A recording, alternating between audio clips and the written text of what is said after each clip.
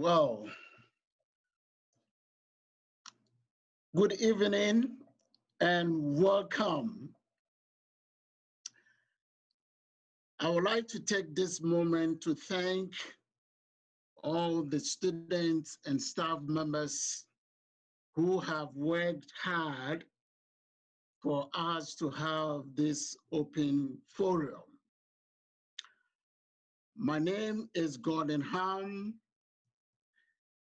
and my middle son completed IACS in 2016. My youngest son will be completing 2021 if all things goes well. I'm here as a past parent, a present parent of an IACS student, and also a community member. And I happen to serve as one of the board of directors for IACS for the past 3 to 4 years. We all know the reason why we are here today. And before I turn on the microphone to the chairman of the chairperson of the board, Paulette Brooks, I would like to say this. This is not a statement, but I'm here to welcome you for us to set the tone for our conversation tonight. 400 years ago, my ancestors, our ancestors came to this country against their will to come and help build this country. 400 years ago, my son Isaac, who completed 2016, and Tyler, who is going to be a senior 2021, could never sit in the same classroom as their classmates that they have currently. I say this to bring us to the context that we have come a long way, and yet we have a long way to go. And so tonight, like I said earlier on, I thank all of you for coming up, and we are all here to listen to each other. So at this point, it is my privilege now to turn over the microphone, as I may say, to the board chair, Paulette Brooks, to tell us how the proceedings of this meeting is going to go. So thank you, welcome, and thank you, thank you, thank you. Thank you, Gordon, and thank you all for being here. I am not hosting the program. The Board of Trustees is not hosting the program tonight. I just want to clarify, I believe that Gail is our moderator, and I will be happy to introduce her in just a moment. I just wanted to say that I've been sort of cruising through who's in attendance here, and it's so nice to see alumni, current staff, parents, just everyone from all walks, and that's very hopeful. I want to recognize the board members who I've seen log in, and I had given them a 6:30 time, so hopefully we'll see the rest. Gordon Holm, who you just met. Pat Donahue, who is our treasurer, is on via iPhone. Waverly Bronstein, Matt Lowe, Angela Griswold, and a name you may all be familiar with, Erin Quinlan, who left your employment at the school on 6/30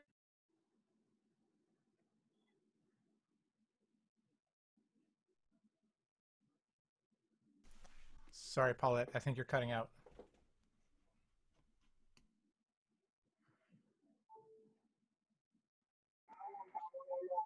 I saw different names.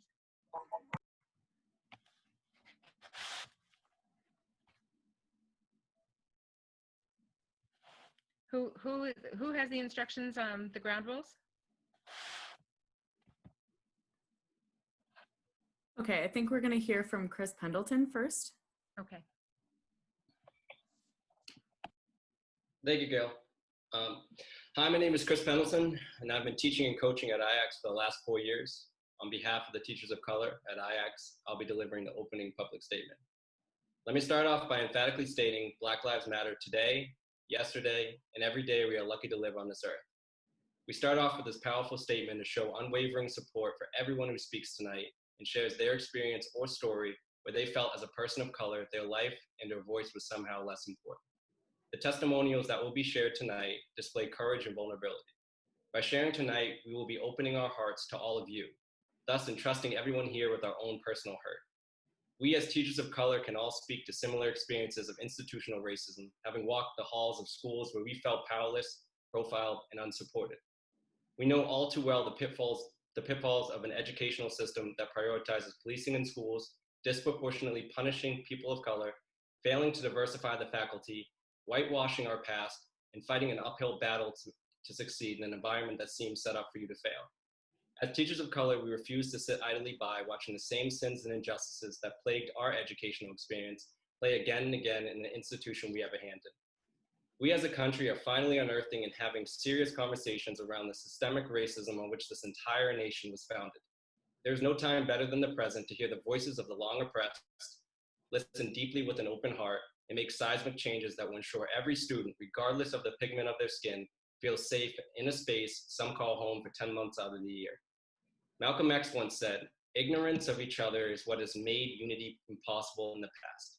We need more light about each other. Light creates understanding, understanding creates love, love creates patience, and patience creates unity. Tonight is all about that light. Let's shine a light on us, the people of color in our community. It is this light that can move the IACS community in the direction of understanding, and hopefully with that understanding, we can make informed changes that move us closer towards actual unity. I'd like to conclude in the same fashion I started. All lives can't matter until Black lives matter. I'm now going to pass it over to our moderator for tonight, this open forum, Gail Stafford.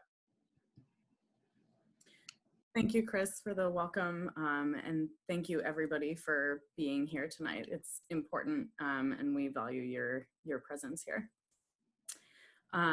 So welcome again, all. My name is Gail Stafford. I teach in the high school at IACS, and I will be facilitating this open forum. A group of faculty got together and spoke before the previous board meeting in June about the necessity of changes which will allow us to be a more anti-racist school. As an integral part of making real change at our school, it is important to have this space to allow people of color in our school community to share their experiences. That is the purpose of this open forum. This forum will contain a mix of live statements, anonymous statements, and a couple of videos. The order will be the following.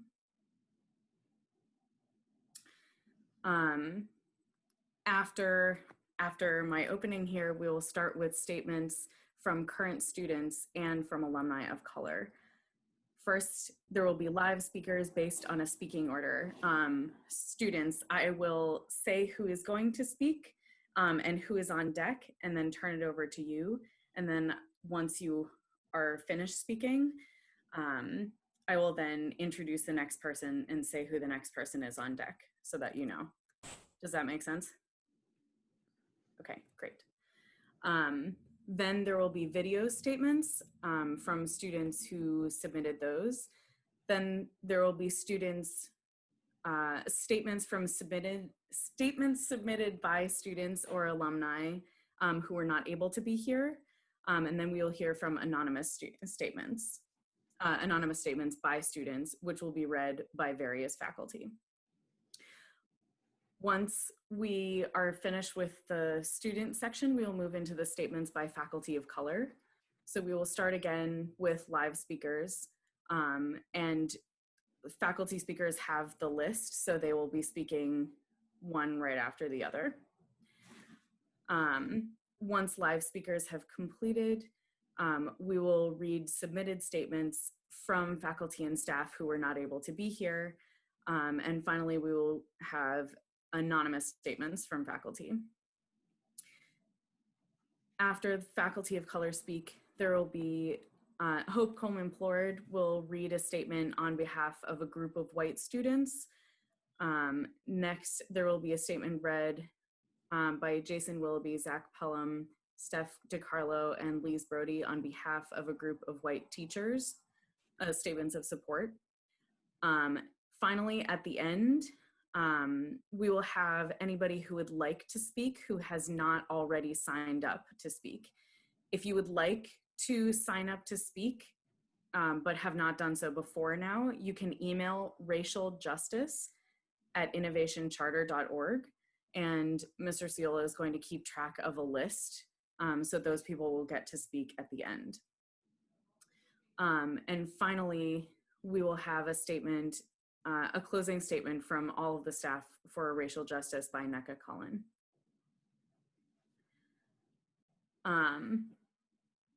So I will open and close each section so that it is clear which group we are hearing from at a given time.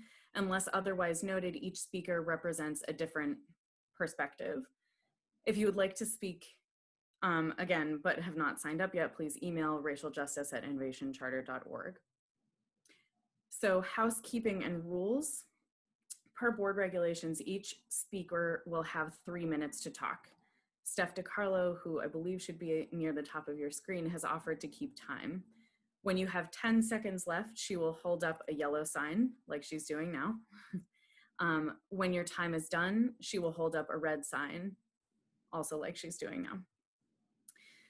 When your time is done, if you continue talking beyond the end of your 3 minutes, she will play a chime alarm.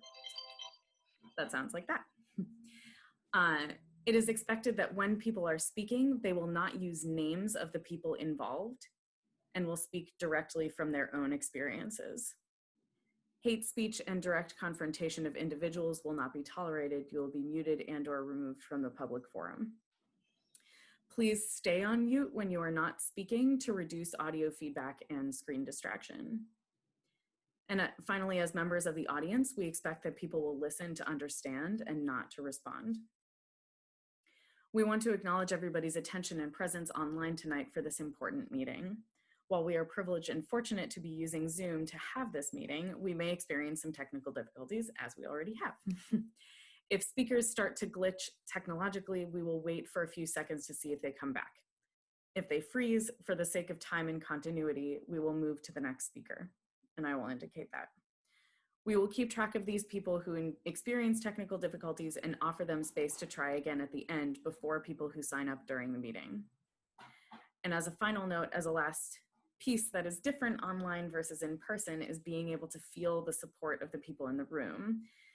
Please feel free to hold up encouraging signs or use the emoji function, as people have already started doing, to show support for people as they bravely and generously share their stories with us. So that concludes the opening. We will now start with current students and alumni of color. So the first student, or rather alum, who is slated to speak is Jeffrey Taylor.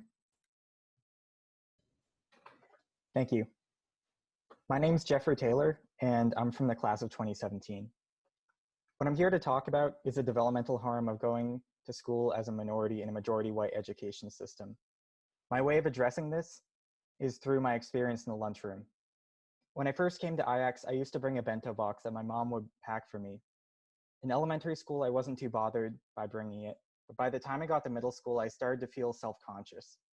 At lunch, I used to take it apart and sneak little pieces out all inside my backpack so no one would notice it.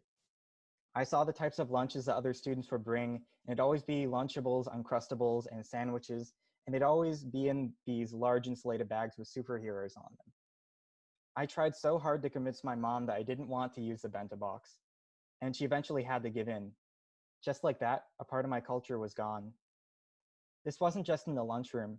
When it came to school supplies, I got my mom to buy me a jumbo Staples eraser, a case binder, and an LL Bean backpack instead of my Japanese bags and school supplies.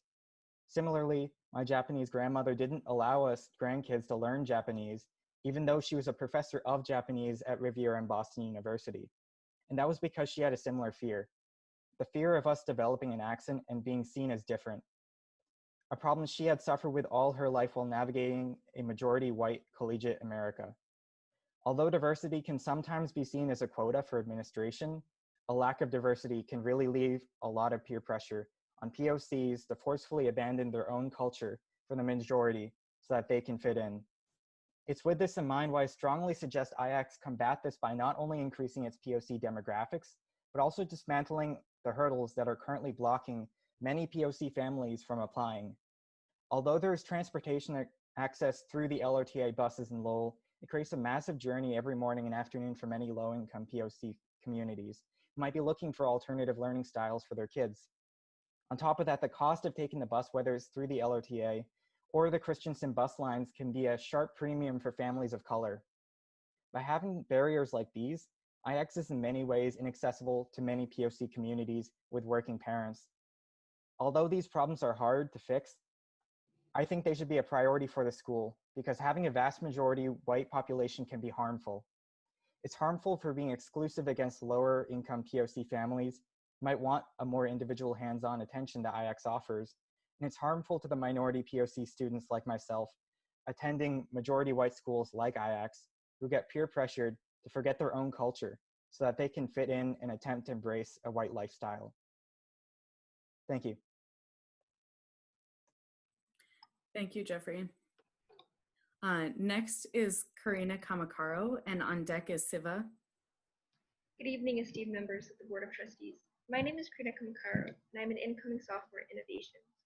First off, I'd like to thank you for giving me and other fellow students of color the opportunity to stand before you and share our experiences as students of color at IACS. It is my hope that in shedding light on some of the racial injustices that occur within the walls of our school, this information can be used to better our community and make lasting, sustainable, positive changes for communities of color and the community as a whole.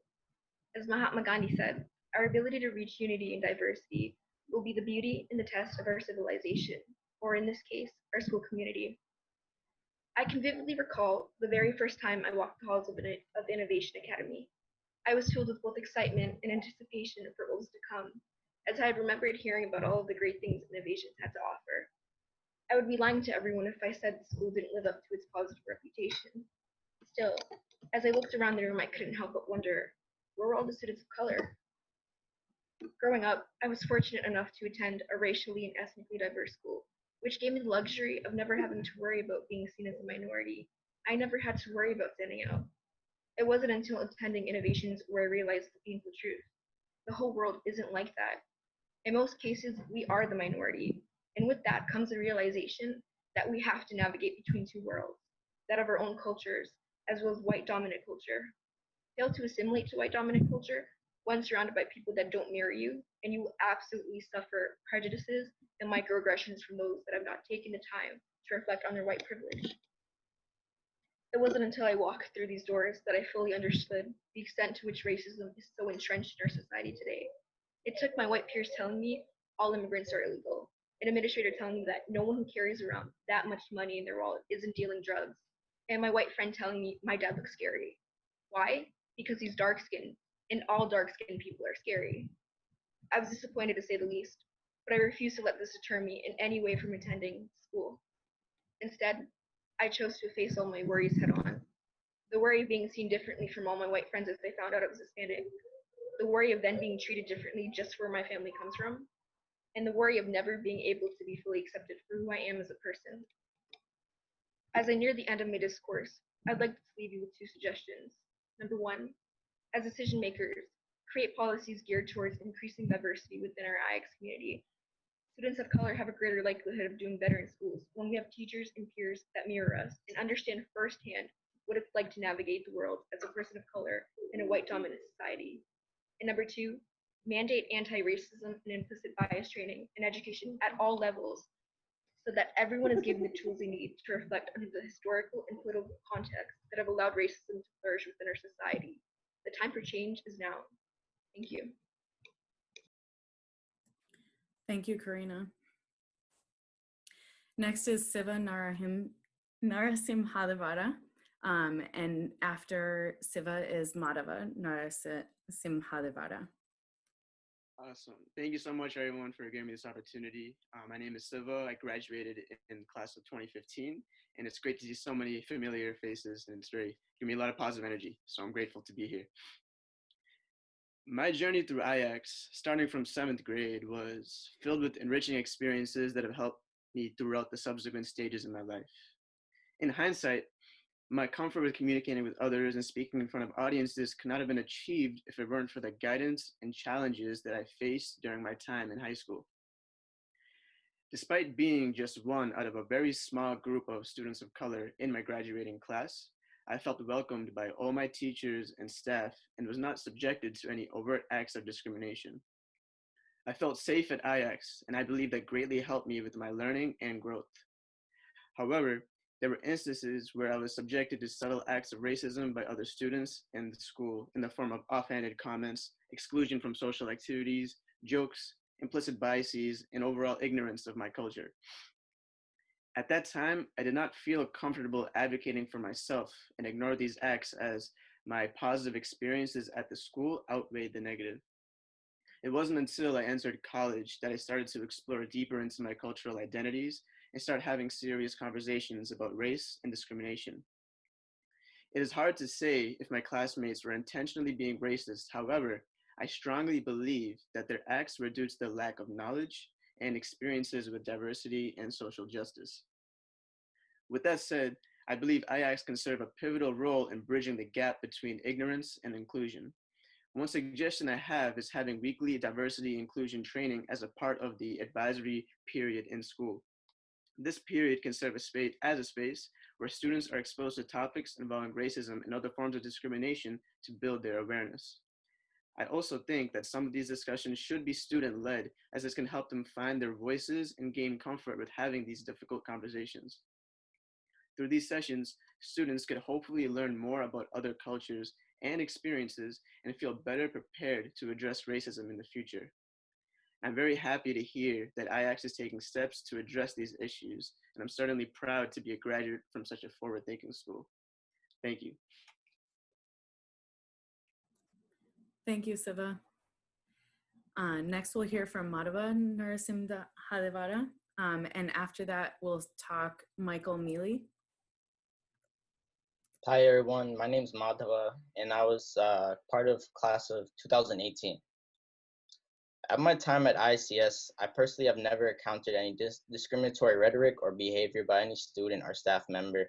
In fact, I found IACS to be a place where I never really had to think about these types of things, which is a testament to the positive atmosphere and lack of discrimination on campus that I personally experienced.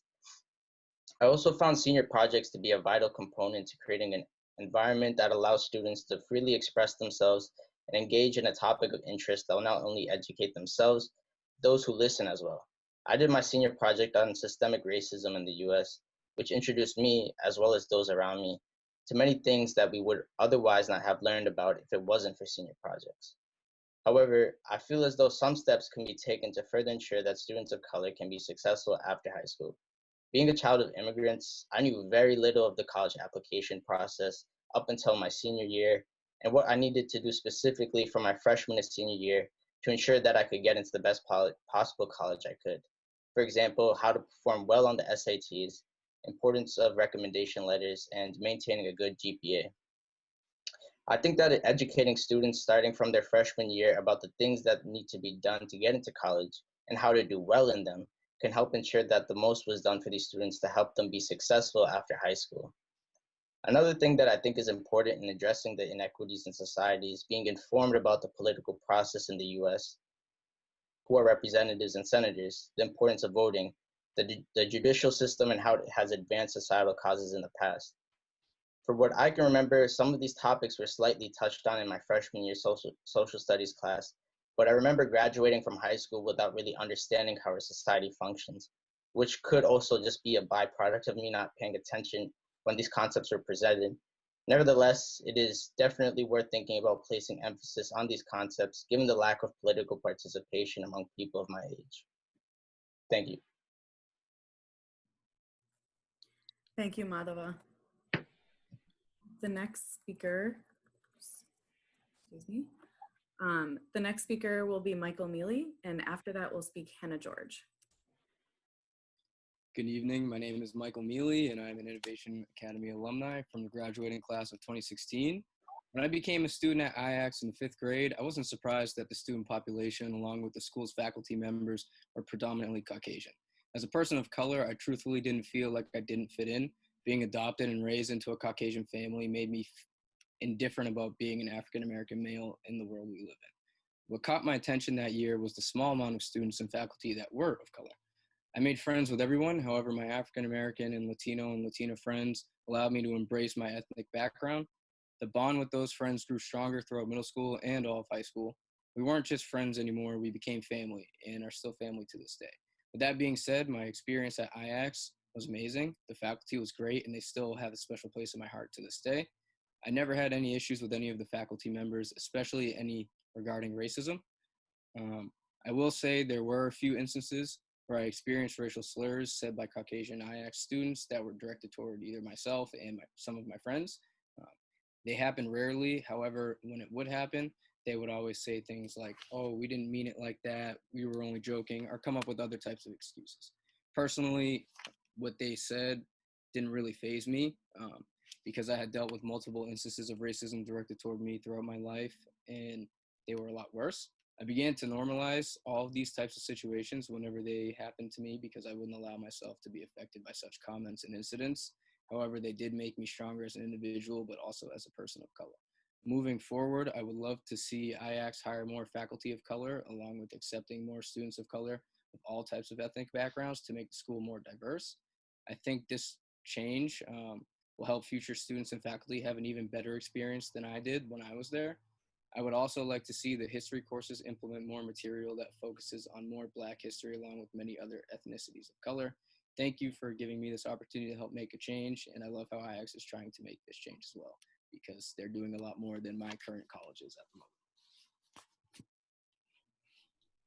Thank you, Michael. Next, Hannah George will speak, and after her, Nikila Samuel. Good evening, everyone. My name is Hannah George, and I am a recent graduate of IACS as a part of the class of 2020. I have attended Innovation since I was in the 5th grade. Before IACS, I attended elementary school in a predominantly white town. So my transition to IACS wasn't very difficult because I'd always been used to being one of the few students of color in my grade. And throughout middle school and high school, I didn't consider this to be a negative experience. Now looking back, I've noticed certain habits I've developed as a result of being one of the few students of color in my class. Some of those habits are things like subconsciously counting how many students of color there are when I walk into a classroom, or choosing not to bring in home-cooked food for lunch because I felt uncomfortable. The first time I brought Indian food to lunch was senior year. I ate eggplant curry and rice and it slapped, but no one questioned me or my food. So I wondered, why was I so anxious about eating Indian food in school, despite the fact that in the end, no one gave me a hard time? I think a large part of it is my own personal struggle with accepting my culture. But also I realized when I grew up surrounded by people who didn't look like me, it was easier to fit in when I didn't talk about what made me different. I finally felt comfortable enough to eat my eggplant curry and rice because we had an event like the multicultural potluck that year. Seeing my teachers and peers eat the dosha and coconut chutney my mom had made had me feeling so seen. I think if the IACS community created more opportunities to celebrate the differences in our cultures for both the middle school and the high school, our students of color could feel confident to talk about their differences. I know as a middle schooler, I would have been so excited to see my culture represented like it was at the multicultural potluck. I probably would have brought that eggplant curry and rice to lunch a lot earlier than senior year.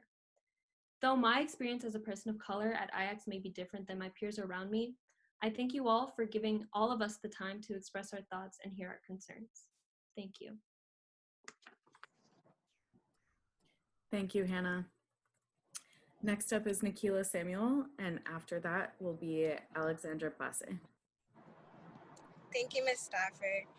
Good evening, everyone. My name is Nikila. I am 17 years old and I'm going to my senior year at IACS. Before IACS, I attended LCCPS. I was lucky enough to go to a school with a lot of kids with different ethnicities. At LCCPS, I was involved in African dance, Khmer dance, and Spanish dance and chorus. Every month, our school would have assemblies where we would learn about different ethnicities. We would have dances, speeches, performance, and we would often have visitors come in and give us speeches to educate us. We also had a world cultures class where we learned about different cultures and ethnicities on top of having our normal history classes. So I never felt out or struggled to fit in. I started IX my freshman year. Coming from a more diverse school to predominantly white school was very challenging and all very new to me. I didn't really struggle making any friends because I had the group of friends that I had developed a relationship with from my previous school. I was a little bit nervous to interact with the new faces around me because I was scared of judgment and rejection. My group of friends at that time got into a little bit of drama with some girls who had called us loud and ghetto. It was my first time experiencing that stereotype that all Black girls are loud and ghetto. Our friends and I were not at all happy with what had been said to us. And frankly, when we tried standing up for ourselves, things got out of hand. We tried reaching out for help, but we felt that our voices weren't heard. Over the years, I developed friendships with people of all ethnicity and people that I thought I would never be friends with, and learned the importance of understanding my friends' values and beliefs. Joining the Students of Color group definitely helped me learn how to use my voice and stand up for what is right. So I would like to thank IX and the staff for making that happen. One thing that I would like to see in the future would be a more diverse staff. I would also like in the middle school side having more assemblies to learn about the different ethnicities and cultures around the world.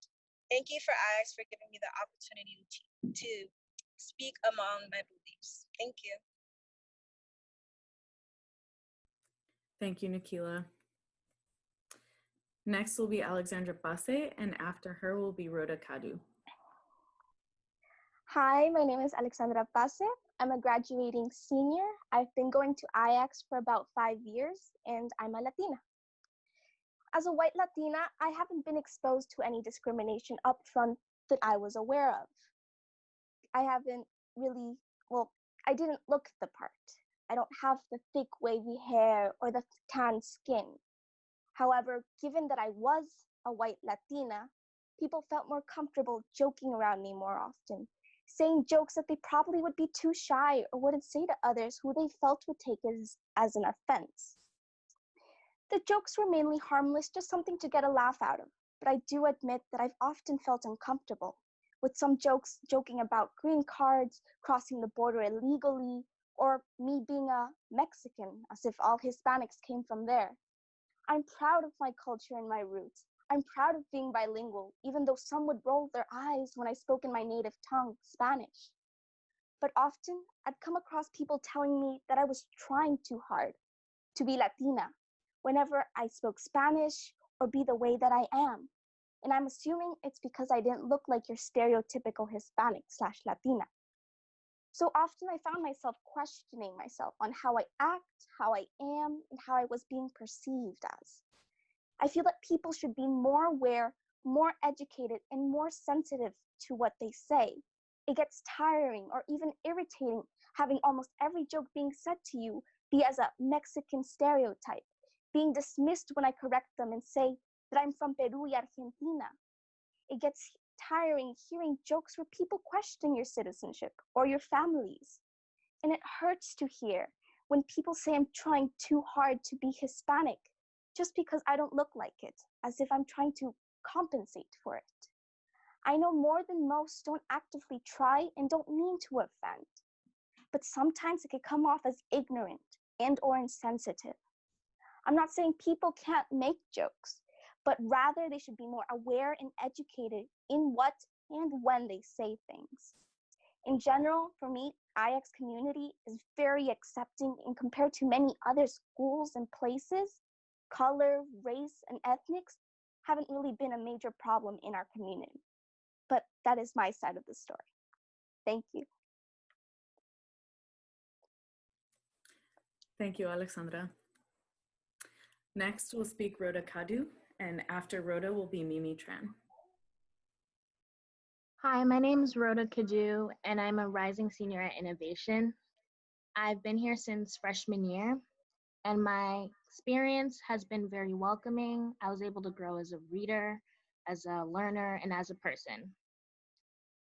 IACS makes it its mission to make a welcoming environment. But personally, I don't think that is being completed to its best ability. During my time at IACS, I have been called racial slurs, and on numerous occasions, they have been swept under the rug, or I was made as the aggressor. These experiences are sadly common, but shouldn't be.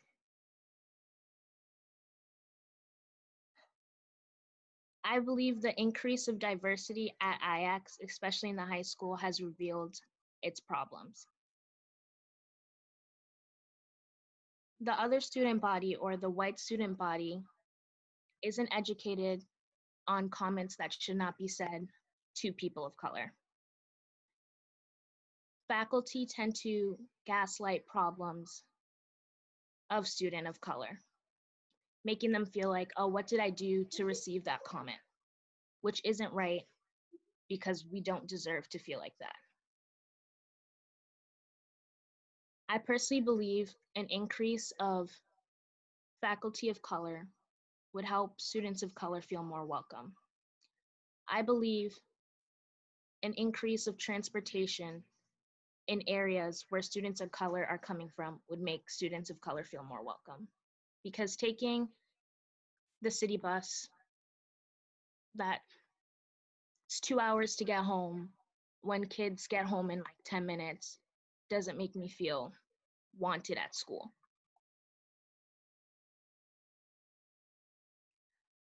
Students who say racist and homophobic comments should be held accountable. Because in my personal experience, I don't think that happens.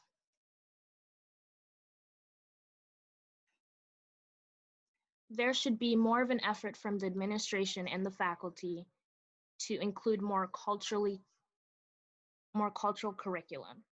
I believe that most of this integration of cultural curriculum has to be done by students of color. That that weight is put on us instead of the faculty. Why is it my job to teach you guys when it's a teacher's job to do that? I believe having events like the multicultural night and the potluck night it's very hard to have those nights because people tend to question what would happen, probably because there's not enough of faculty help.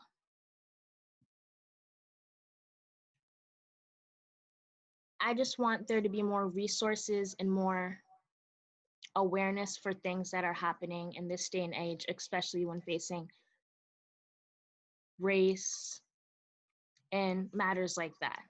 And I want to be part of the change. I want to be a resource, but I don't want to be the person executing these events. Thank you. Thank you, Rhoda Kadu. Next will be Mimi Tran, and after that, Rosiah Macy. Hello. Thank you for joining with me. My name is Mimi Tran, and I live in Lowell. Prior to IACS, I went to Lowell public schools all my life, and I acknowledge my privilege of being able to attend innovation and receive a different education than what I would have received at Lowell High. However, if I'm being honest, it was very difficult to adapt to the different social environment at innovation as a person of color. I took living in Lowell and its diversity for granted. My freshman year, I brought up the idea of a multicultural day. I heard that it was brought up by students at IAS even before me, but the idea was continually brought down. I think that my white peers around me felt offended of the idea of it, as they claimed to have not known like where they were from or where their family came from. For me, I grew up accustomed to a multicultural week at my elementary and middle school. I was used to having a whole week normalized for students to learn about different cultures. Now, fast forward to senior year, things at IAS have changed because this year, student government ran a multicultural potluck for one night. I know that IAS can do more. This is why I am proposing a whole week. If IAS can dedicate a week to presenting presentations of learning and COL projects, senior projects, with half regular scheduled classes and the other for presentations, surely they could implement a new idea, a similar system called multicultural week, so we can have a week long to focus on racial issues or to learn about different cultures. I feel as though IAC staff and teachers should receive proper training well enough that they feel educated to teach their students. It should be faculty-led for this week so that students don't always have to feel like it's their job to stand up for themselves and teach others. I know it sounds like a lot of work, but that's why it needs to be done. If we can't make immediate changes to rewriting the entire American history that is taught in class, then at least dedicate a week towards learning about POC, the minorities who have helped build America as the country it is today. Please continue student government's work of the multicultural potluck. Also encourage students to present their poems and artwork and perform traditional dances and songs. Allow students to find the time during this week to feel safe and to fully express themselves through their culture traditions. Students should have a say in what they want to learn this week, and IAC can help and should create a safe space to do so. This is my side, and Rhoda is going to join in on her ideas for this multicultural week.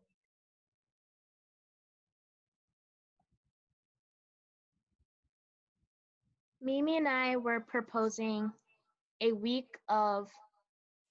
multicultural week where with my suggestion of each day focusing on one region or one culture and how it impacted the USA. For example, on Mondays, it would be Asian American culture and how it affected the US, and teachers that would integrate that region and how it affected them in that subject. So like for music, you would talk about like how Asian Americans influenced American music. So you could talk about all these cultures in each subject because they're all there. And we deserve to be heard in all areas and all subjects.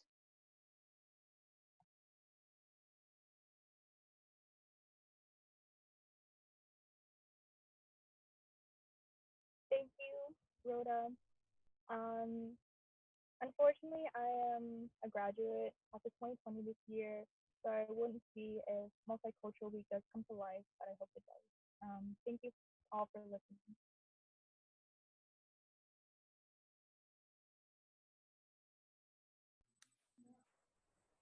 Thank you, Mimi and Rhoda. Do you have more to add, or are you finished? I am all set, unless Rhoda has anything else to say. I am all set as well. Okay. I wanted to check in. Thank you. Thank you both. Of course. So next will be Rosiah Macy, and after Rosiah will be Phoebe Shaw. Hi, my name is Rosiah Macy, and I use she, her pronouns. I am a rising 8th grader here at IACS. When I was in 4th grade and I learned I would be coming to IACS, I was thrilled. I had heard such good things from my older sisters who are both white. I couldn't wait to experience it for myself. Before IACS, all of the other schools I had attended were mostly white, or were mostly students of color. So I wasn't prepared for the experience of attending a predominantly white school. For the first time in my academic life, I would be the racial minority. What I was even less prepared for was the abundance of racism I would experience in school. I was embarrassed on the first day of school when some of my teachers suggested I use a nickname. It was advised that I be called Rosie or Ray Ray or Razzie. After numerous times of reminding my teachers I wanted to be called my name, Rosiah, they caught on. I'm disappointed by the curriculum as well. The only mentions I recall of Black historical figures were brief mention of Martin Luther King Jr., Barack Obama, Harriet Tubman, and how awful the lives of slaves were. I vividly remember a several-month-long unit about a book, Maniac McGee, where the main theme was about a white boy, the main character, who went to the Black Hood and was aggressively harassed by Black gangs. Whenever there was a Black character speaking, I remember the white teacher would use a stereotypically Black gangster voice, saying that it made the book more interesting. Throughout my experience here at IACS, I noticed that the majority of the students have two understandings of what being Black was: hip-hop rap music and gangster behavior. And honestly, I'm tired of being associated with that. Another difficult part of my experience here has been the frequent use of the N-word. Peers often mocked my request that they stop saying the N-word because they said they had the N-word passed by claiming they had a distant relative of color or a Black friend. There was even a group of people who frequently got people to say the N-word as a joke by asking them to complete the word vinegar. One particularly hard afternoon, I walked away after a peer wouldn't stop saying the N-word at me. I was scared, embarrassed, conflicted, confused, hurt, sad, angry, and a big knot of heavy emotion. I scolded myself inside for not saying anything right away because I felt personally responsible as a Black person. After all, it seemed that nobody else cared about this stuff when it happens constantly. Nobody else wanted to take action when they heard white kids rapping the N-word or repeating it on the bus because it was just so hilarious. I felt like it was my fault. Later in the hallway, the student cracked a joke again. He said, "Want to know what I say to Santa when I visit him at the mall? Hey, my N-word from the North Pole." This same afternoon, a white peer thought that I looked aggressive and spread rumors that I was going to attack her because she also uses the N-word. This was just one afternoon of racism in our community. When I told my parents about this, I got responses from the administration. I was told individually about how sorry people were that that happened. But what needed to happen was a larger talk about racism, because it shouldn't take this much hate to get people to care. We have signs throughout the campus that say hate has no home here, and yet every day I experience it. When people don't appreciate my name, when I'm not gangster enough, when Black characters in books are mocked by teachers, when I don't get to learn about Black historical figures or African American history, when I'm perceived as more aggressive than my white peers, when the N-word is used so often that it blends into the background. So we can put up hate has no home here signs, but we all know that white supremacy is part of what makes IACS IACS. So when Black students don't regret coming to IACS unprepared for the day-to-day racism in school, we can show off our hate has no home here sign. Thank you. Thank you, Rosiah. Next will be Phoebe Shaw, and after her, Delina Sun. Hi, my name's Phoebe Shaw, and I graduated from IACS in 2017. It's wonderful to see the familiar as well as new faces at IACS. With the Black Lives Matter movement and with COVID-19, there are many things about our society that are becoming redefined. Whether it be our leadership or all the structures and comforts that we once held that once served us well, they are all changing before our eyes. History is being made as we speak. The leaders that rise amidst everything today, the young students, faculty, and members that grow to be leaders, anyone that uses their voice, money, and personal power to shape this movement are the ones that will define what is to come. At a moment where you are needed the most as a mentor and a leader, the stances and movements that you take will become louder than ever. As a half Asian, I was consistently treated differently for having a different skin tone and smaller eyes. In class, people would use me as their token Asian friend and ask me to do their math homework as a joke. I haven't experienced a fraction of the adversity that Black people and other people of color experience on a daily basis. And despite everything, I know that the racism that I experienced could have changed if my peers were educated on racism. These young people are at the perfect age to learn, and these students are the faces of the leaders of tomorrow. These students will indefinitely change our world. To say that you have the power to influence these young minds is an understatement on countless levels. As parents, as teachers, and as members of IACS, you have taken on a role that pushes these young kids and shapes who they are at their most formative years. I hope that you use the resources and the tools that are available to educate them all and to become anti-racist, because inaction and silence is absolutely deafening, especially when you're in a position of power. Becoming anti-racist is what our community needs the most right now. Thank you. Thank you, Phoebe. So next is Delina Sun, and after will be Jalen Ogbede. Hi, I'm Zelina Sun, and I've been at IACS since 5th grade. I'm a rising senior. In history classes, I have learned about white figures such as Abraham Lincoln and the token Black figures as Martin Luther King Jr., Rosa Parks, and countless others. I've learned about Native Americans, the Trail of Tears, if Americans question if it was a genocide or not, implicit bias, and why it's harmful. But I've learned so much more on my own, such as the 13th Amendment, which the USA still relies on free labor, except now it's prison labor. Abraham Lincoln didn't see himself as an abolitionist.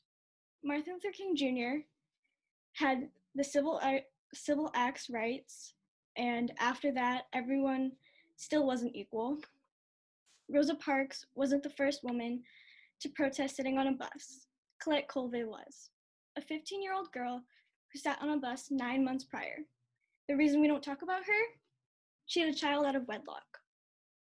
I've learned about Asians being the model minority, redlining, the war on drugs, how during World War II, Japanese Americans were sent to detention centers just for being Japanese. I think it's important to hear about different sides, different types of American history, because we can't cherry pick what we learn. We need to learn about the good and the bad. For myself, I feel like sometimes Asian Americans don't matter, or I don't matter. And the reason we need to learn about different types of American history is because history is taught and reflected by the ideas of victors. It is your responsibility as educators to learn and teach the good, the bad, and the ugly of history. We need to let students form their own opinions and truly learn from history. Thank you. Thank you, Delina. Next will be Jaylin, and after Jaylin will be,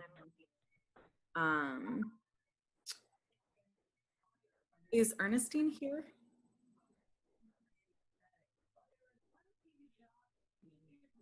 No, okay. So Jaylin is the last live student speaker who we have for tonight. And we'll then be hearing from 2 students on videos. Correct me if I'm wrong. So go ahead, Jaylin. So my name's Jaylin and I'm a rising junior. Going to innovation for the past 2 years, a mostly white school with an overwhelmingly white staff has been tumultuous to say the absolute least. Within a few weeks of my freshman year, a white girl says the N-word. A teacher overheard it and told her to go to an administrator, and she starts crying and goes to her advisor. Tells her she can stay and doesn't have to go to the office. She brushed it off, and I feel as if this is a perfect example of the administration at IACS. This incident was subsequently swept under the rug by the administrator. The student told me she had never even gotten detention for the incident. The administrator approached me to talk about the incident as I had been talking about it with several friends. When we discussed the issue in his office, the administrator displayed a privilege not accessible to people who look like me. Whenever I talked about how the student had no right to use that word, I was told no one should use that word, as if it was the administrator's place to tell me that, and just belittled for my opinion. The administration at the school is ignorant and uneducated, as it has been proven time and time again to me.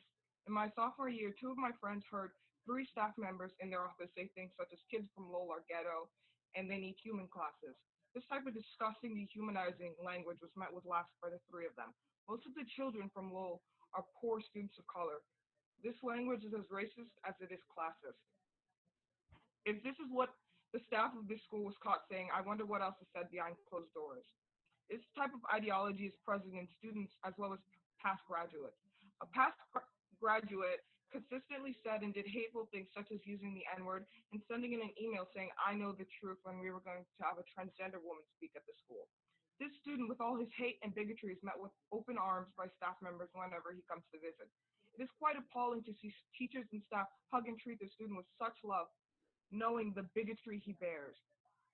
Another example of white privilege in the school by the staff is how hard it was for me to get an affinity club for students of color. I was met with aversion at every turn, told that this was self-segregation and unfair. I feel like some steps we can take in the right direction to make the school a better place is maybe hold assemblies to educate students on certain topics, denounce hate speech, even if it's under the guise of free speech, such as supporting Donald Trump, hire more Black staff, and change the history curriculum to include Black history. And not just slavery or Jim Crow, but our achievements. I've learned everything I know about Black history and Black achievements on the internet, not in my classes. I hope you will take my words to heart and not discard my testimonial. Thank you. Thank you, Jalen. So we actually have one more live student speaker who had signed up previously, who is Aaliyah Hernandez. So Aaliyah, go ahead, and then we'll have. Hi. Thank you. Hello, my name is Aaliyah Hernandez, and I'm a rising sophomore at Innovation. I've been at IACS for 5 years, and during those 5 years, I've experienced many forms of racism. Some of those forms came from the classroom and came from peers. In the classroom, when it came around to learning about race and history, there were some racist jokes and comments that were made by students that were ignored and shrugged off by those listening. I came from a diverse elementary school, so it was never hard to find friends that I could relate to racially. But when I came to IACS, I decided to hang out with white students so that I could fit in. And that was until I became whitewashed to other people. After that, I felt the need to hang out with the group of all kinds of mixed races, but then I was too ghetto, and from that point, people saw me as aggressive and loud. In Spanish class, many people would go to me for answers or ask me to be partners in projects when I only knew as much Spanish as they did. A lot of people assumed that I was Mexican solely because I'm Hispanic. It went as far as someone screaming for me to go back to my country. Also, when talking about having a school resource officer, many think it brings a feeling of safety to the school, but it's a completely different feeling for me. Instead, it brings me anxiety and it makes me feel unsafe, not because of the person, but because of the experiences that people who look like me have had. I hope that we can find a way to make our school safer and more welcoming environment for everyone. Thank you so much for your time and giving me the opportunity to make a difference and let me share my experiences. Thank you, Aaliyah. So now we are going to see 2 video submissions, 1 video. Okay. So I'll turn it over to Mr. Ciola, who will present the video.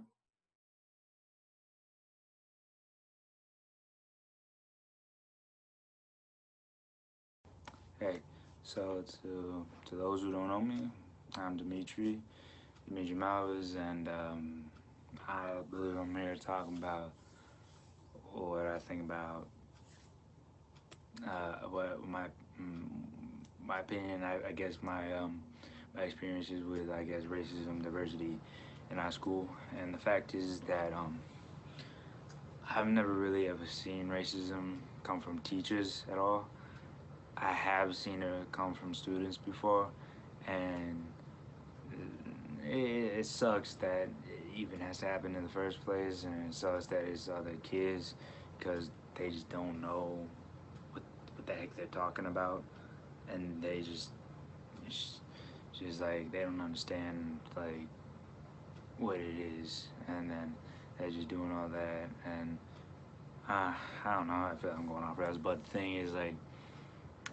I haven't really seen racism a lot at our school. It's just more like,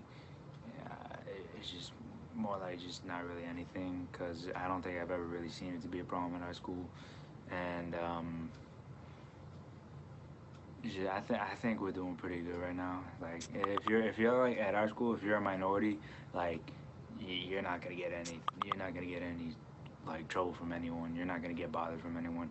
If you're like a minority, you're practically safe. And it's just like, cause like at our school it's like mainly like 70% minority kids, 40% white kids, and there's nothing wrong with that. It's just, I'm not saying that there's anything wrong with it or there should be like anything wrong with it. It's just, I'm just saying it's like that because like I've just seen more, like over the years I've seen more and more brown, black, Asian, Indian, and I've seen more kids like that just come to our school. So now our now our school is more just I guess diverse. I don't know. It's just I see a lot more minorities here, and I like that because I like being around more. I say I don't know. I like being around more minorities than white people because I don't know why. It's just like a thing I feel because like I've been around races. I had people be racist toward me before, so I don't know. I just feel more comfortable around other minorities. But I don't got a real big problem with white people at all. I just prefer being around more minorities. But I don't really see a problem at our school with anything about that. And yeah, that's pretty much it, really. Hopefully this helped out, I guess.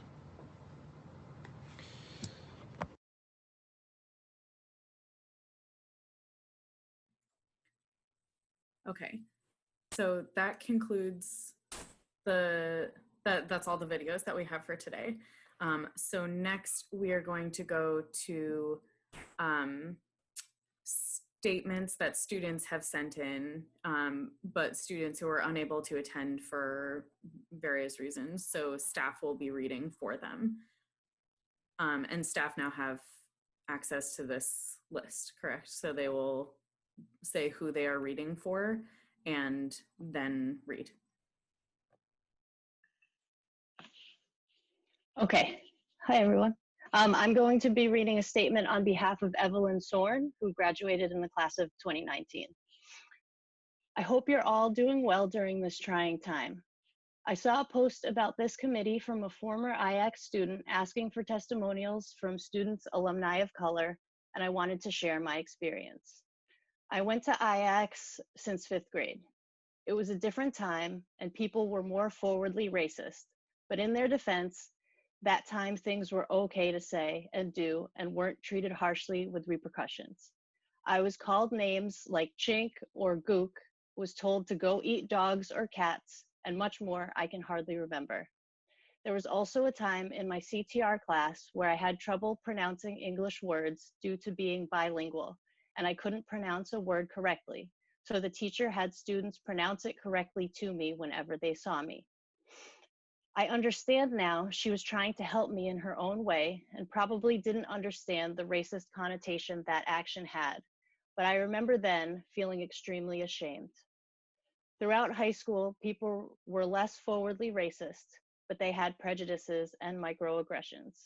They would make subtle comments about my race culture, thinking it was funny, and I couldn't do anything other than laugh or I'd be called sensitive. I then made a few Asian friends who I thought would help diversify my friend group and make me feel more welcome, but they made me feel like I didn't belong because I was whitewashed and not Asian enough.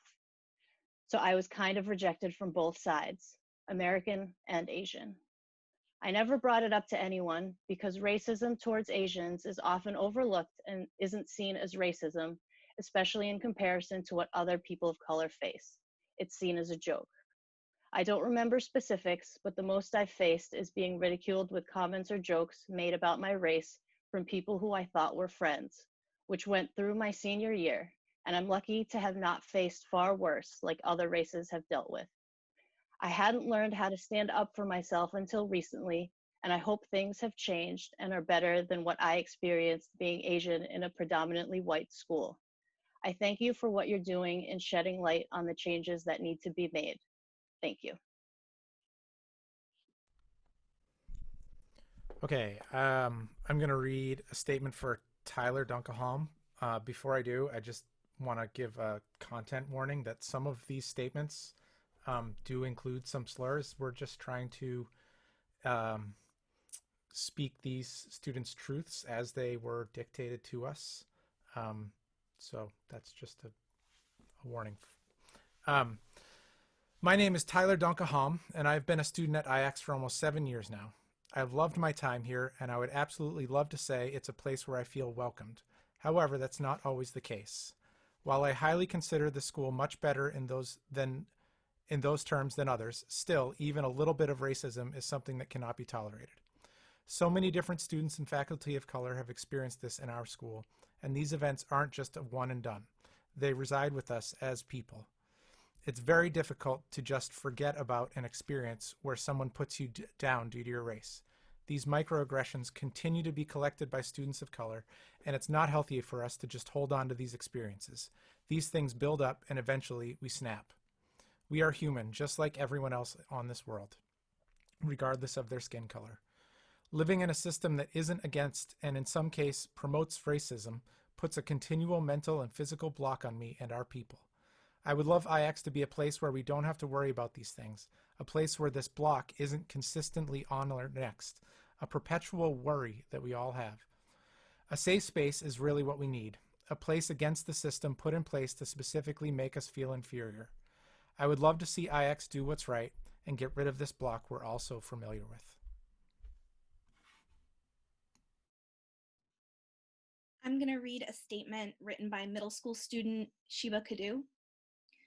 My experience at IACS has been satisfactory so far, apart from the racial microaggressions and the racist students I've come across. For example, white students saying the N-word and other white students calling out other Black students monkey. But I think IACS can change for the better, starting with creating the space to talk about race in school and ensure that white students understand systems of oppression and privilege and that they learn more accurate American history, such as teaching more African American history. I believe that students at IACS should be able to learn Black literature, art, music, and innovations that help shape the culture in the United States. We should also ensure that non-students of color become part of the solution, not part of the problem when it comes to racism. I also think staff and teachers should guarantee that students of color will be comfortable in the classrooms by setting clear rules in regards to how people are treated, avoiding stereotypes and examples and resources, and using resources with multicultural themes. I also think that teachers should confront behavior that may be either intentionally or unintentionally racist. And we should have students who have been racist to reflect upon their actions and make sure they're properly educated so it doesn't happen again. Overall, if we can establish these ideas and actions, I'm sure IACS would meet the norms regarding racial justice in schools.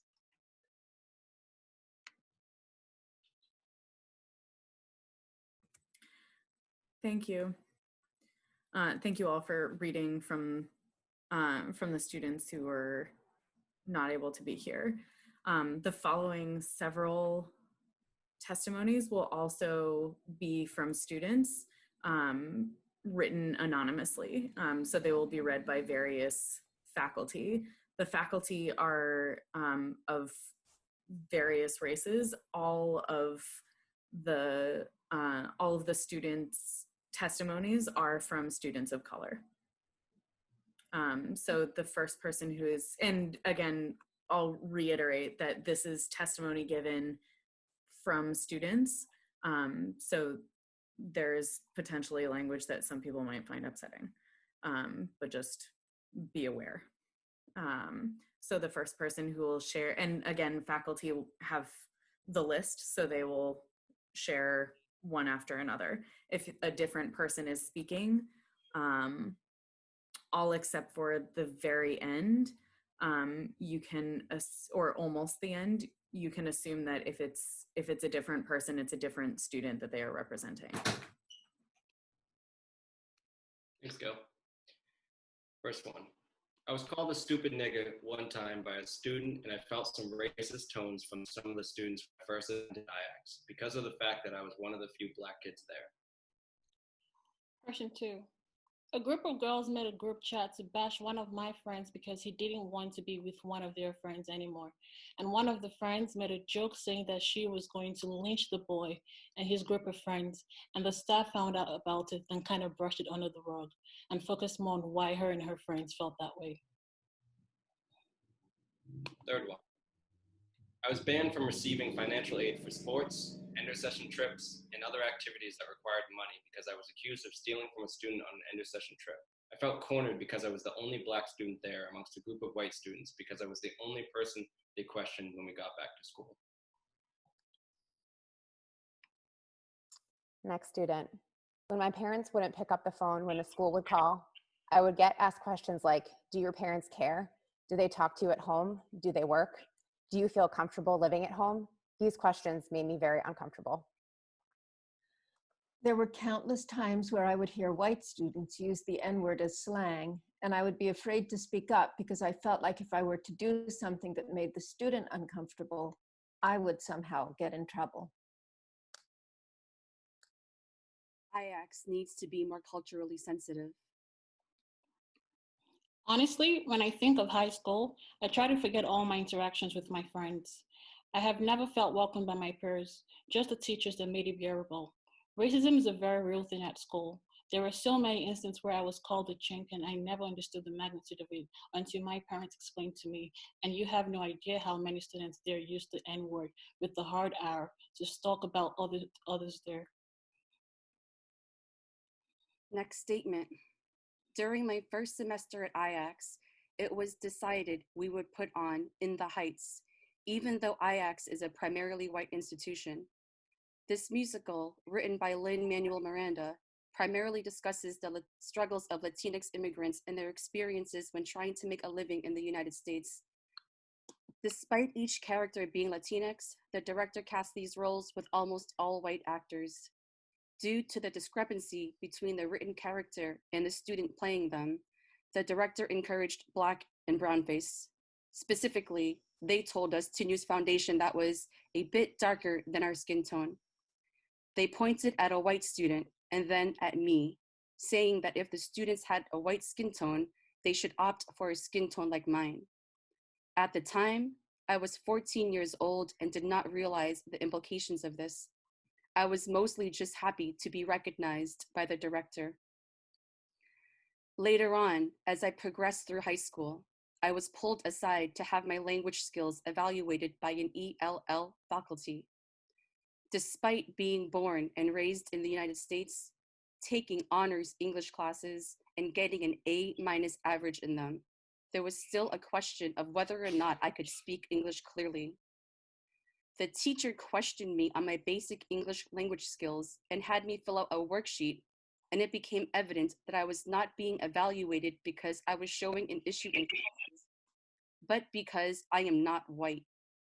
It is instances like these and other microaggressions from friends and classmates, cultural appropriation in school on Halloween, and other manifestations of racism that indicate to me that a cultural reform at Innovation Academy is absolutely essential. Racism is ever present, even when it may not be overt. To pretend that this is not an issue at our predominantly white charter school is absurd. To mitigate this, we need to establish an understanding of the ways that faculty, staff, and students perpetuate racism in their lives and in school.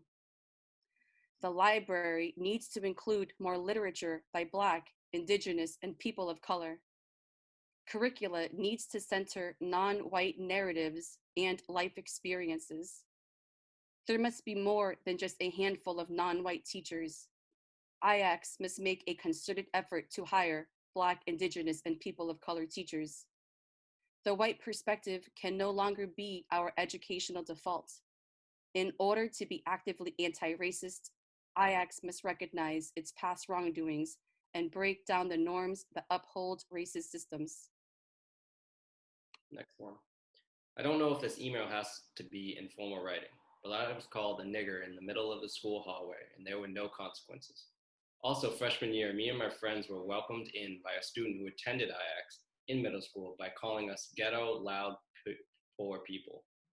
Made an IACS conservatives account that was openly racist and no consequences were enforced. Students openly say racist remarks because it is normalized at that school. Teachers are a problem too, but that's not really my experience to tell. Next statement. I graduated IACS over 5 years ago, and during my time there, peers would make Asian remarks and base things off of Asian stereotypes. I identify as Asian American, and I knew most of it were jokes and trying to be funny. I just find it crazy how I normalized it all, and looking back, I'm shocked I let those things slide.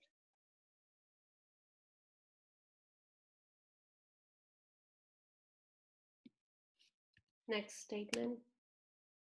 While attending IACS, I unfortunately had many racist experiences that made me feel unwelcome and anxious. I was often made to feel uncomfortable in my own skin. A huge contributing factor to this being the less than tasteful jokes about the city I resided in. Where we grew up, live is a huge part of our identity. When I transferred to IACS, I didn't think much about attending high school with kids from other towns. I thought it would be cool to get to know people outside of Lowell bubble I live in. That was until the other students, those not from Lowell, made it very clear that I was beneath them just because I was a person of color who came from a poorer part of the city that held many immigrants and minorities. At first, I didn't think much about it. I brushed things off with a laugh. After all, I'd heard derogatory jokes about Lowell before, but mostly from other residents. It became a problem when I started to feel ashamed and embarrassed of where I came from. I often found myself wishing I lived in a wealthier, majority white towns my fellow classmates were from. I felt so small and so disconnected from myself.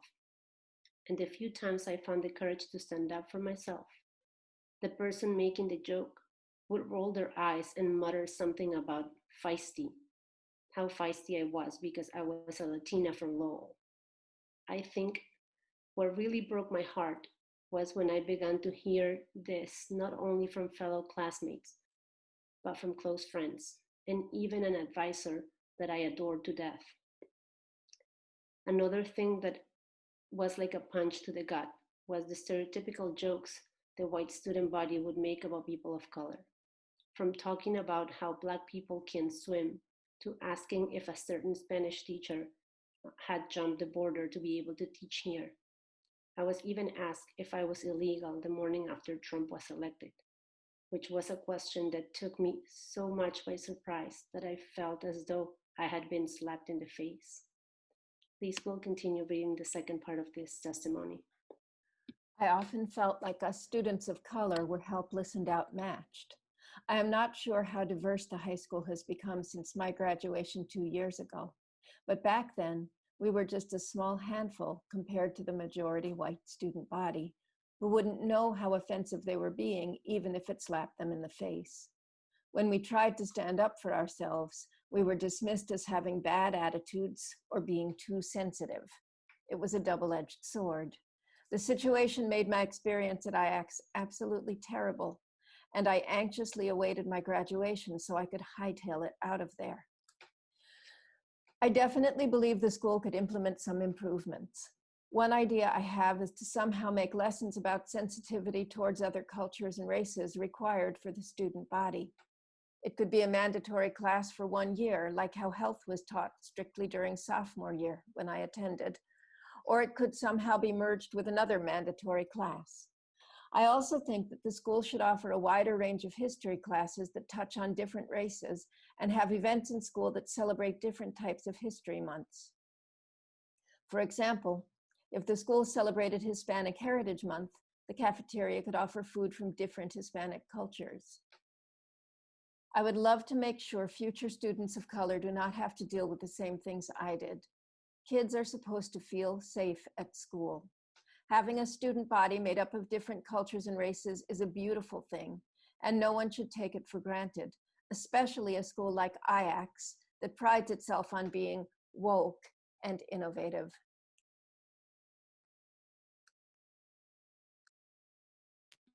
Next statement. There was one case where one of my sister's friends asked if she could say the N. She said no. Friend said it anyway. School feels like a regular school to me. I don't experience much targeted racism. On the first day, I was nervous. I didn't know. I went to the ice cream social. I didn't see a lot of Black students and I felt nervous. First day at lunch, I didn't know where to sit because I was just moving around at different tables. It was confusing. Racism talks in the class with movies with white people saying the N-word made me mad. I got angry. I think they have to show it so people can learn, but maybe have a place for me to process my anger. Changes I'd like to see. Black History Month. Every class should talk about racism. Art could even look at artistic movement like Harlem Renaissance. Middle school Black student.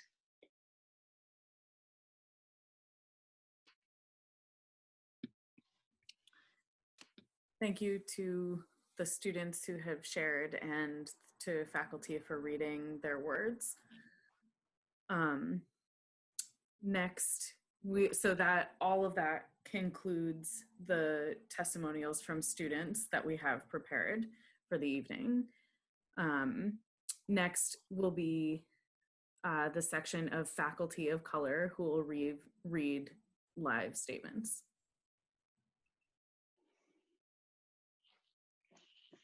My name is Maria Isabel Salon Cruz Godier, and I have been a member of the IACS community since 2010, working as a high school student services teacher, as well as a basketball coach for both high school boys and middle school girls. When I first started teaching here, I admired the emphasis on community and partnership as demonstrated through many, many meetings and opportunities for collaboration and open discussion. However, as one of only a few teachers of color here, I can't help but reflect on the many times I have felt powerless in situations where colleagues have made comments or communicated observations of students and/or families of color that I have found to be at best culturally insensitive and at worst implicitly racist. Just a few examples include colleagues complaining about students of color trying to play the race card, staff begrudgingly reporting that a student's parents probably don't even know English or are just pretending not to speak English because they don't want to deal with their kid. I've witnessed colleagues speak loudly and slowly to a Spanish-speaking parent as if that parent were a child, assuming that increased volume and slower pacing would assist in comprehension.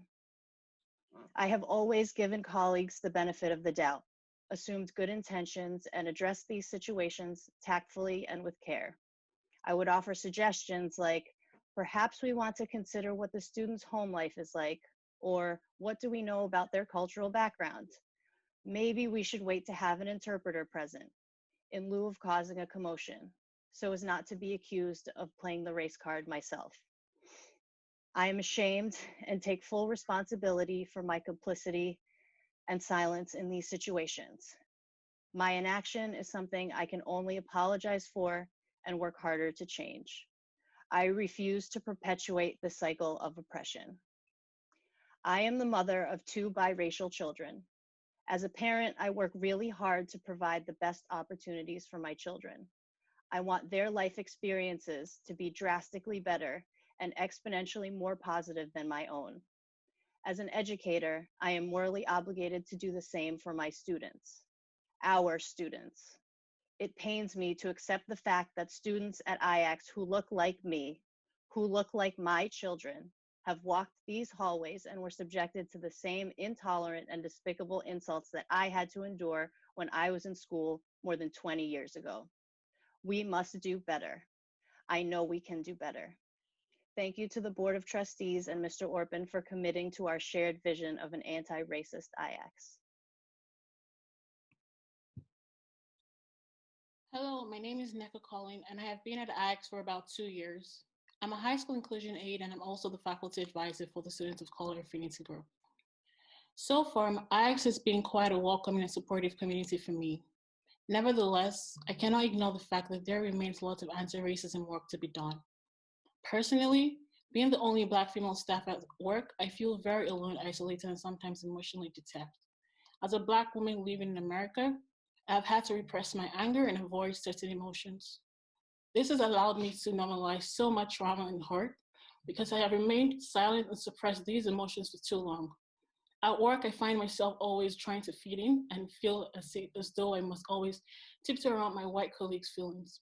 I am anxious to speak out when I experience microaggressions and I hear certain comments that make me uncomfortable, primarily because I'm always cautious about showing emotions of anger and noise of frustration. Oftentimes, this is rooted in my worries about being portrayed as the angry Black woman. Being the only Black woman at a workplace with so few people of color to begin with places much stress on my shoulders because I feel like there are very few people who can relate to my feelings. I constantly feel like I need to counter common stereotypes about Black people. I remember when I became the faculty advisor of the Students of Color Affinity Group, I had a colleague who came up to me and told me how I should be careful because that's a very problematic group of students. Reflecting on that moment, I realized how we all need to do a lot of work to recognize how our implicit biases and and understand how these biases affect our behaviors and actions towards certain groups of people. People who look like me are often seen as problematic and criminals. Being Black or a person of color Being Black or a person of color means some people already have preconceived notions about you just because of the color of your skin. This is precisely why having a forum like this is important. Silence is being complicit. It's time for us to transform our silence into actions. My hope is that IACS creates a community where people of color can strive and not just merely survive. Thank you very much.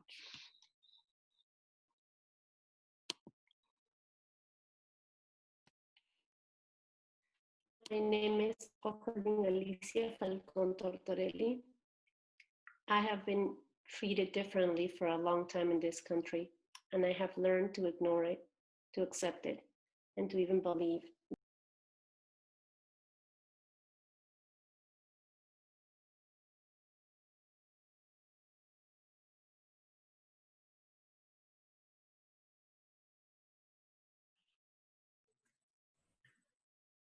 I think Ophi may have gotten kicked off. So we will save a spot for her at the end.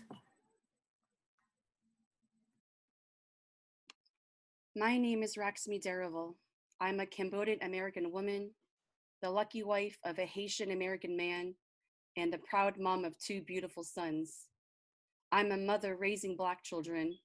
I'm an Asian ally, and I'm an educator who deeply loves my students. This anti-racist movement is extremely personal and important to me. I've been learning about anti-racism and reflecting on my past 9 years at IACS. I realized that there have been countless times that I've experienced and witnessed racial injustices. Students of color regularly share their frustrations about being treated unfairly from their peers and some adults at school. I've witnessed students of color preface their stories with, "I don't want to come off angry, but," then share stories of being egregiously wronged. I see in them what I see in myself, a tendency to tiptoe around others' feelings and make excuses for others' behaviors. This constant work is exhausting, burdensome, unfair, and devaluing. We are called ghetto for being too loud or for living in Lowell. Our foods are too aromatic for the shared eating spaces. Our clothes or items from home are too different, so we choose to leave them behind or to hide them. People of color at IACS feel like we don't matter as much and that we gotta tone down our identities in hopes of feeling more worthy and accepted. I cringe as I realized missed opportunities to make things right. I've witnessed teachers of color being overlooked for promotions. I've witnessed them leaving IACS because they didn't have opportunities to grow. I've witnessed teachers of color take on additional responsibilities without receiving compensation while their white counterparts receive stipends for similar work. I felt hopeless when a teacher of color shared concerns about their safety and the injustices they endured because they weren't taken seriously by their supervisors. There have been times when I have felt left out, misunderstood, undervalued, and dismissed by coworkers, supervisors, students, and their families.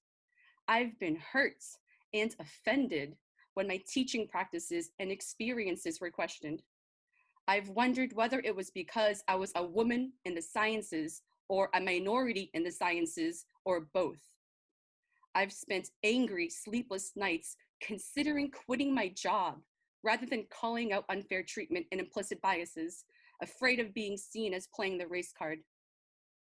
In February, a rare opportunity to honor the Black Lives Matter movement and advisory was replaced by an assembly to introduce the SRO, someone who elicits fear and mistrust among people of color. Having just returned from an extended sick leave, I joined many folks in feeling confused and blindsided by this. I've remained silent because that's what I've been conditioned to do in a predominantly white space. During our summer sessions, male and female, Black and brown students all spoke of their fears regarding the SRO. My own uneasiness increases as I learn more about the impacts of SROs in schools nationwide. I question whether there's more harmful energy than helpful energy. Silence can no longer be an option.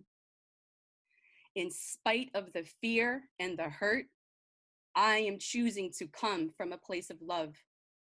IACS is not immune from racial and social injustices. We are made up of humans who make mistakes. And as the saying goes, if you knew better, then you do better. Thank you for the opportunity to share and to learn more about ways we could do better at IACS. Our anti-racism work must continue because Black Lives Matter.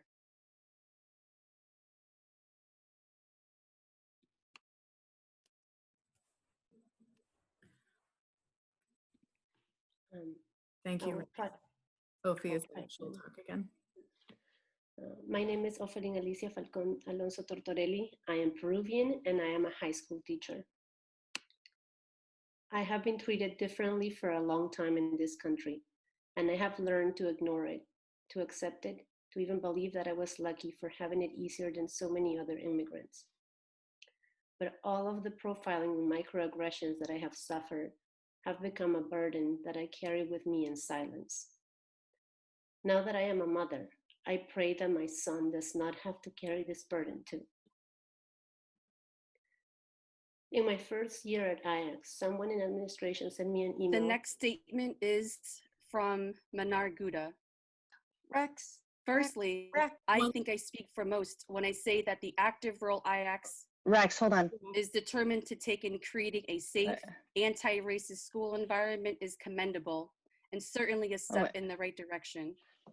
As a teacher of color, one of the very few at IACS, I am both impressed with the school's attempts to be inclusive and aware of their diverse population, and at the same time, disheartened by many of the times I felt the need to either adjust my personality to fit the majority or to force myself to ignore or overlook ignorant comments made by both staff and students. This can in part be attributed to my willingness to let things go, or perhaps I had become accustomed to it. But it makes me wonder about the number of times my students of color have felt the same way. I feel that it is natural for students of color to gravitate towards a teacher or adult they see as one of their own, and I have therefore often been used as a person to vent to. In both my roles as teacher and advisor, I have heard many accounts from students of color about their disappointment with the school and their tendency to differentiate between white students and students of color. This would include unfair disciplinary actions, a silencing of their voices and opinions in class, specifically when it came to topics of politics and race, and a general feeling of being misunderstood. In order for IACS to truly become an anti-racist school, we need to address these urgent issues and create a plan of action. To echo what many teachers have been saying recently on various social media platforms, I also think we as a school need to be aware of the reality of white teachers unnecessarily calling upon an authority figure to discipline Black students in the same way that white people have unnecessarily called the cops on Black people, usually resulting in unfair treatment, violence, and very often death. This is especially crucial to think about with the recent addition of a school safety officer to our school. I hope that this perspective is taken as nothing more than a token of advice and a sincere hope to be of use in the oncoming challenges that we will face. Thank you, Manar Gouda.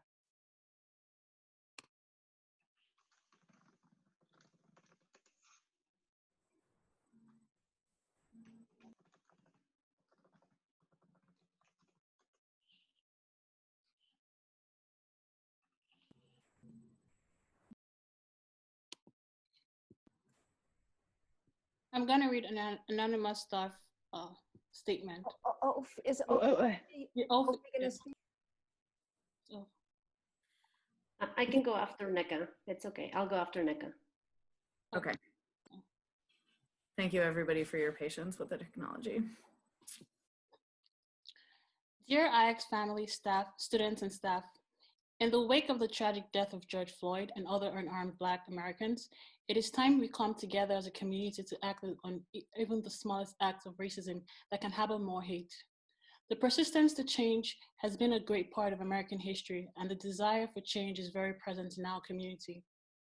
As a staff at IACS, I see too often how these small acts of racism get brushed under the rug. Students in our community who should feel the support of their fellow students and teachers would rather stay quiet than come forward about their racist experiences at IACS. There are students of color who would rather come vent to me because going to my Caucasian colleagues made them feel uncomfortable. I have had students get called the N-word while teachers stood by in silence or simply told them to ignore the insult. To me, this speaks of the character of our community. Our students deserve the right to equal opportunities to maximize their learning potential and get the social and emotional support they need without bias. All too often, students of color fall behind because of the disadvantage of preconceived notions. IACS as a community can progress by focusing on our own biases, engaging in those difficult conversations, and working together to address the needs of our students of color. When we come together as a family, we leave little room for hate and racism in our community. Sincerely, anonymous IACS staff member. All right, third time's the charm. So I'm Ophi. I have been treated differently for a long time in this country, and I have learned to ignore it, to accept it, and to believe that I was lucky for having it easier than so many other immigrants. But all of the profiling and the microaggressions that I have suffered have become a burden that I carry with me in silence. Now that I am a mother, I pray that my son does not have to carry this burden too. In my first year at IACS, someone in administration sent me an email asking me about my ethnicity for data purposes, I assume, to which I responded that I was from Peru, South America, not understanding what exactly I was being asked. I got a reply asking if that meant that I was Hispanic Latina. I had a strange feeling at that moment, since I was never asked about my race or ethnicity until I moved to the US 11 years ago. And I often opt for marking the box that keeps me from disclosing my race, because I identify with one of the many Aboriginal groups in Peru, the Incas, which would put me closer to Native Americans than to Latina. After taking an academic year abroad, I returned to IACS and continued to do my job and to collaborate with my colleagues, but never really felt like I belonged anywhere in particular, aside from my Spanish department team. I couldn't really relate to many, so I kept to myself. Years went by, and after having a baby and not having any family members to support my new motherhood role, I presented my resignation to an administration member. It was accepted immediately. Weeks later, after a white ally spoke on my behalf, they decided to work a new part-time schedule with me. So I stayed at IACS, happy that I was able to keep my job, but feeling that my credentials and experience were not as important as my colleagues' plea. No one was ever hired to offset the class that I was no longer teaching. So the number of students per class increased. Afterwards, I realized that sometimes I'd had more students in my part-time position than some of my full-time colleagues.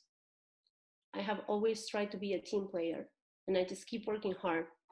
But having large classes and planning for more classes than I should is taking a toll on my personal life. I never said anything or even want to say it right now for fear of losing my job or sounding like I'm complaining. But if our students have the courage to open up their hearts to all of you, then why shouldn't I do the same? Thank you for listening to me.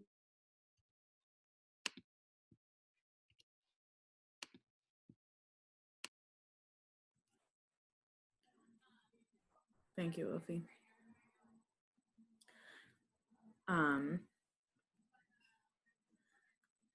So in the mix there was, we heard all of the faculty comments, both with names and anonymously. So next we have a statement from Hope Coleman-Plord, who will read a statement of support from a group of white students.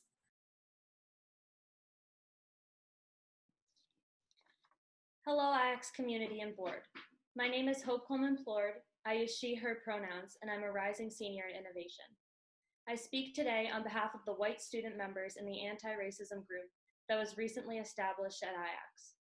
First, I want to thank the students and faculty of color who have spoken thus far. The ways the school community has failed to provide a safe place for you to learn is unacceptable. We appreciate your testimonials and are committed to standing with you as we continue, and in many cases start, our long overdue anti-racist work.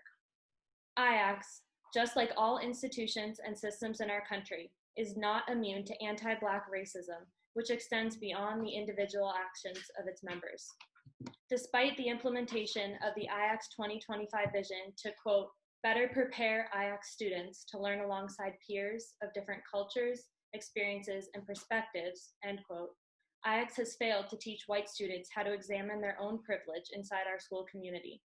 Solely increasing the number of faces of color we see in the hallways is not a way to dismantle systemic racism. As a student representative on this diversity subcommittee for the strategic plan, it is disappointing to look back and see that our emphasis was on bringing in more people of color and not dismantling the racism that was harming the people of color already in our school. As the racial majority in our school community and the racial group backed with institutional power and control, it is white people's responsibility to dismantle the white supremacy that penetrates all aspects of our school. And by white supremacy, I don't mean neo-Nazis or Ku Klux Klan members are parading our hallways, although I wonder if it sometimes feels like that to students of color. No, I'm talking about the white supremacy that allows white students to get out of conversations that mention the impact of their words and actions on students of color. I'm talking about the white supremacy that allows teachers to teach about the New Deal without ever mentioning redlining. I'm talking about the white supremacy that allows us to have waited until right now to have this conversation. White people, we are failing when instead of calling out our peers when we witness microaggressions in our classrooms, we have sat silently and watched. White people, we are failing when instead of catalyzing the change, we have waited for someone else to do it for us. White people, we are failing. Going forward, we must require our white students and teachers to engage in anti-racist conversations in order to start within ourselves and address where the problems are. We must examine all curriculum across disciplines and grades to ensure that we are not educating our students in a way that upholds white supremacy. As I address the board today on behalf of the white students on the Racial Justice Committee, we want you to know that we will hold you accountable to help us dismantle the racism at our school at the expense of our comfort. The school needs to hold white students, teachers, and administrators accountable so we can educate each other on how to be an anti-racist community. We need to address these issues as more than isolated actions between two people. This is part of a bigger problem that we have failed to address for far too long. White people, know that there will never be a day when we are free from making mistakes. This is a lifelong process and commitment, both for ourselves and for our school. Thank you.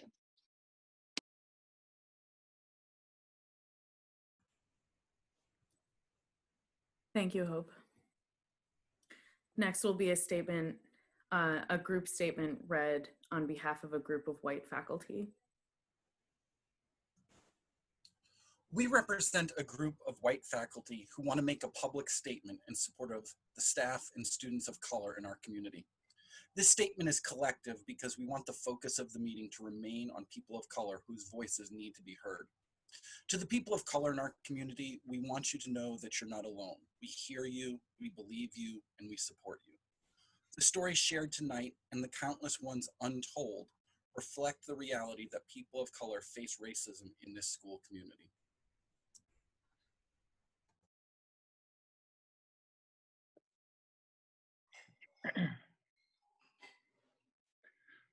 While many of these stories describe interpersonal racism, this problem is also institutional. IACS disproportionately punishes and suspends students of color. Furthermore, the school has increased the presence of a police officer, even though data shows that police in schools disproportionately harm students of color and do not increase safety or deter mass shootings. These problems are national phenomena and not unique to this school. This is what systemic racism looks like. We have a responsibility to work toward becoming an anti-racist and inclusive school community. This means diversifying staff, improving training, revising curriculum, removing police from campus, and incorporating restorative justice. We must listen to people of color and the body of research on these issues in order to make this school safe for people of color because they matter. The phrase Black Lives Matter is a response to the reality that our society is not valuing Black life when Black people face violence, poverty, and incarceration disproportionately. To say Black Lives Matter is to recognize the necessity that Black life be valued as much as white life. Good intentions are not enough. It will take all of us working together to dismantle white supremacy, and it is crucial that we do so because people of color's lives matter.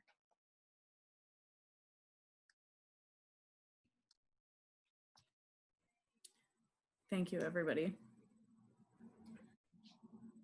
This is everybody who has signed up to speak so far. So we have one more statement that's going to be made by Lacey. Lacey, are you here? Yeah, I'm here. I'm sorry. Okay. So, hi, I'm Lacey. I'm a rising 8th grader, and this was my second year at IACS. One of the first things I noticed when I was new was the fact that there was barely any students of color. But for the few amount that there was, we stayed together in one small group, and that small group never changed. No one in and no one out. Since I was new, I never really talked to the people in my class, and I only stayed to the people in my group. And as the year went on, we were known as the quote-unquote ghetto group. We were the group that made people turn their heads.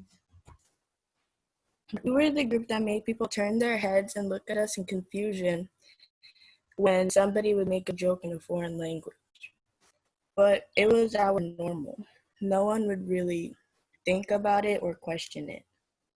It took isolation, a global pandemic, the deaths of Mr. Taylor, Mr. Floyd, and Mr. Arbery to realize that this really was not normal. And it made me think about the little things that I took as normal before quarantine. Like the days I would get my fresh new braids and everyone would try and pet me. Yes, pet me. Dehumanizing me for having gold beads in my hair. And this is something that's happened to me every year since preschool. But that's normal, right? Exactly. Or what about the time I was told not to wear bandanas because I'm quote unquote supporting and representing gang? Even when there was kids wearing bandanas on their leg to look cool. Where was their lecture on supporting gang? If I was getting yelled at for simply holding my hair back. The teacher was silent towards students that were making jokes out of a serious issue. Was that normal? Yes, I didn't think so. Changes I've hoped to see is not holding us against what we find as normal. For example, like my bandanas, like it's normal for me to, I always hold my hair back with them. It's something most people will do. I mean, our hair is normally thicker and like, you know, elastic spurt and stuff like that. So this is something we've always done. But if we look like gang members doing it, what about the kids that are actually trying to be them? It just doesn't match. So thank you for listening, and I really hope to see a change. Thank you for sharing, Lacey. Lacey, there were some parts where it was a little difficult to hear you. Your internet was a little bit garbled. Will you please make sure to send us send to the racial justice email what you just said out loud so that it can still go on public record? Yeah, I can do that. Okay, thank you. We want to be sure that we hear all of your words in full. But that's one of the limitations that we have. So right now, unless anybody else has signed up, no, I don't see anybody. So thank you all for coming again. We have our closing statement from NECA.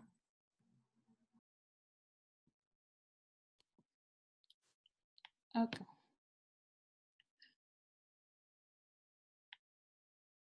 I'm going to be reading the closing statement.